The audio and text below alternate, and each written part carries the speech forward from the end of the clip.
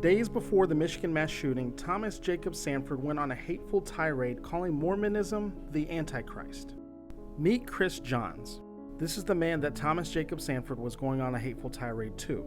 Chris is running for city council, and on September 22nd, he was going door to door campaigning.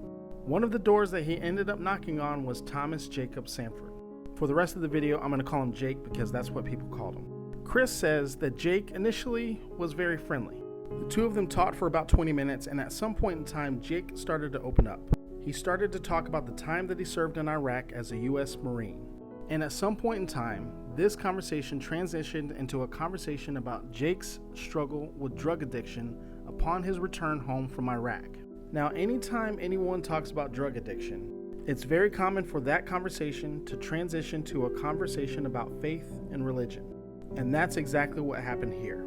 Chris says that the subject of faith was brought up, and it was at this point that Jake took an extremely sharp turn in the conversation. Jake started to tell Chris that at one point in time when he was living in Utah, he had a relationship with a woman whose family was Mormon.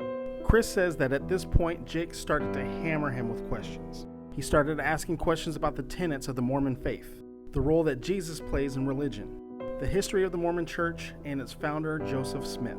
Chris says that it was very much a standard anti-LDS talking points that you would find on YouTube, TikTok, or Facebook. Chris said, quote, "I didn't know what the next question was going to be." And it was at this point that Jake told Chris that he considered Mormonism to be the antichrist.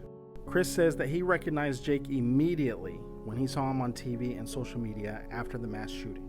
He said, quote, "There are certain things you don't forget, and this is not a forgettable guy." Let me know your thoughts in the comments below. I'm going to be talking about this more in my Substack newsletter later this week, so be sure to subscribe. Be sure to follow for more content on current events and true crime.